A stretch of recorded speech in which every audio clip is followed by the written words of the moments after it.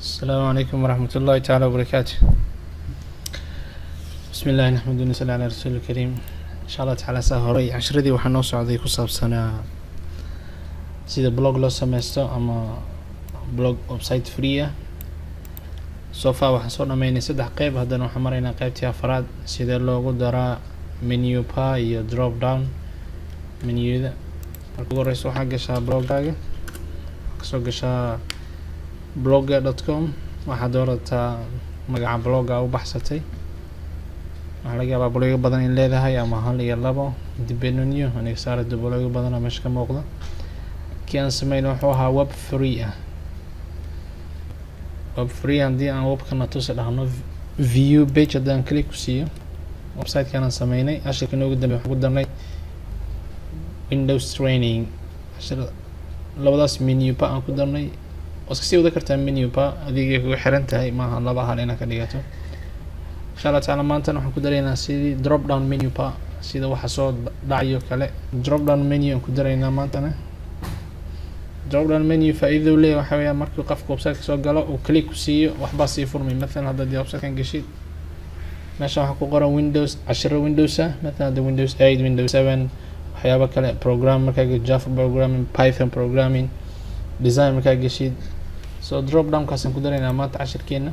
marka hore waxaa soo gashaa website-kaaga, please go gal website-kayga samaka dot, waxaad tagtaa designing, waxaa ku siisaa click ku siis blog design, waxaa gashaa cashirkan qaybtii afaraad, click ku sii stepskan raac. steps koowaad waxaa ina balan garaysid waxaad menu bar ka dhiganaysid. stepka labaad waxaa soo copy garaysaa codekan, pagekaada gal, bloggaska marka hore gal, layout tag,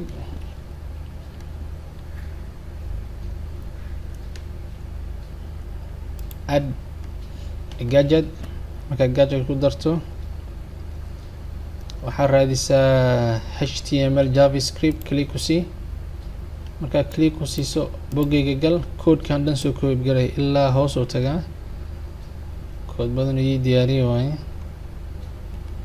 ilaa xaggaa markaad tagto right click ku dheh, copy dheh, waxaa soo gashaa baggi imow, gadgetkii afurta html xaggan click paste ku sii, save dheh. hadda xagga naga yaala html soo qaad, saan hore u baranay geeskan keen. markaa meesha keento save arrange dheh. markuu ku arrange kareemo pagekaadina view the page. hadda maxaa aragtaa Windows 8, Windows 8 blogging, waxaa ku yaala bloggii hore meeshan ku yaalo xagga hore calaamadda slab click ku sii, remove iska dhakan. waa kii hore aan ku darnay cashirkii hore, ma u baahnid. cashirka markaad wax kusoo daranay menu bar, haddii hadda korgeeyo blog maxaa soo baxaya drop down menu. haddii aan Windows training click ku sii maxaa soo baxaya cashiro kale. marka waa kaasas ugu darsan kartaa. mathalan hadda waxaa rabtaa in waxaan magacadan iska bedesho kale, blog design iyo Windows iyo contact waxaa sarta iska bedesho. waxaa sameysaa ku noqo fileka html meesha markaan dhignay xasuustaa gal, xagga edit click ku sii, xaggan soo gal, weyneyso. mar walba wixii inta ka bilaawdo customize your menu link, mes click ku sii, wixii kasoo hooseeyo ilaa intaan aad bedeli kartaa. wixii ka koreeya hasku taaban, yani koodka ka halaaway.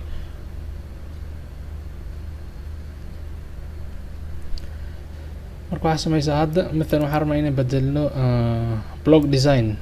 waxaan ku bedelaynaa cashiro blog ah, cashiro blogger ah. waxaan rabnaa drop down dhacay inaan bedelno qaybta labaad meesha ku qoran oo kale,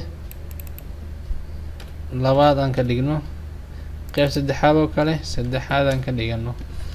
marka saas u bedelta mar walba intaas meesha u dhexeyso waa bedeli kartaa, intaas magaca u dhexeyso waa bedeli kartaa. save dheh, page ku soo noqo, reload dheh, right click reload. majida cashiro blogger ah, qaybtii labaad, qaybtii saddexaad. hadda mathalan marka waxaa rabtaa inaad ku dartid posto ama mathalan cashir ama posta sameyso, waxaa rabtaa inaad kusoo xirtid linkii, inaad kusoo xirtid aad rabtaa meeshaan. boostadii markaad abuurtay kadib xaggan ku noqo, linkiga soo copy garay.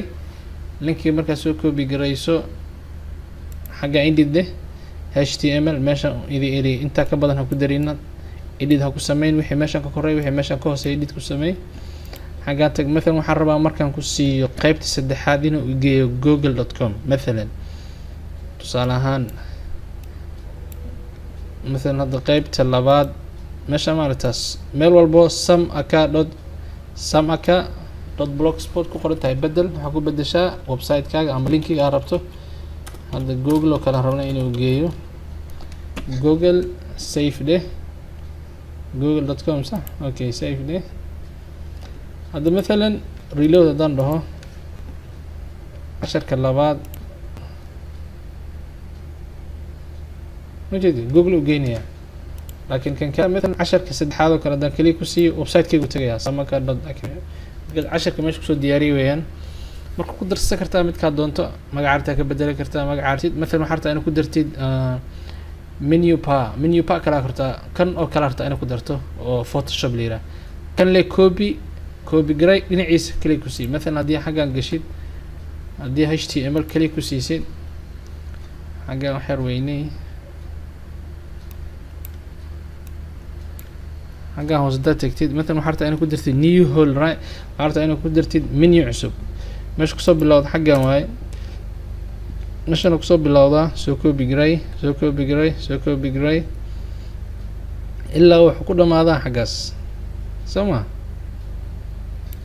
copy de ma harta inuu ku dartid meesha ma waxa rabtaa inuu ku dartid مثلا website ku soo noqo inta marta inuu ku dartid meesha u dhaxayso meesha marta inuu ku dartid meesha hadda مثلا waxa ku dareynaa inta u dhaxayso contact iyo windows training ku soo noqo page-ki contact iyo windows training contact aswatana contact meesha ugu koreyso xagga ka koreyso meesha ugu koreyso contact meesha ku koreyso ayadoo xambu u dhaxayn right click ku leh paste ku leh intaan soo koobi garayna mogtaa magaceeda ka bedel marka مثلا 10 blogs maxaan ka dhigaynaa inta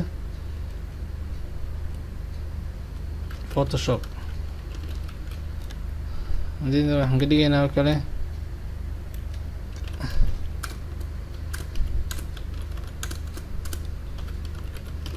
photoshop 1 xagan kale waxaan ka dhigaynaa photoshop 2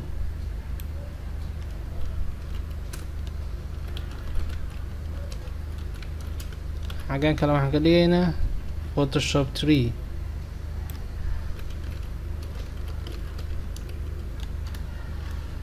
مثلا markii intaas save dhahdid intaas markaas soo edit ugu sameysid linkigan linki ku darsanaysidna ku darsatid save de page ku noqo reload de marka waxaan ku darsanay new whole menu pa photoshop 1 photoshop 2 photoshop 3 soo darsan kartaa magarata marka waa iska fudud hadaad fahantay isku day inaad fahanto steps ka raac one by one slowly and inshallah ta'ala you will get xogaa little bit complicated وكما استنى داوشات داوتين والسلام عليكم ورحمة الله وبركاته.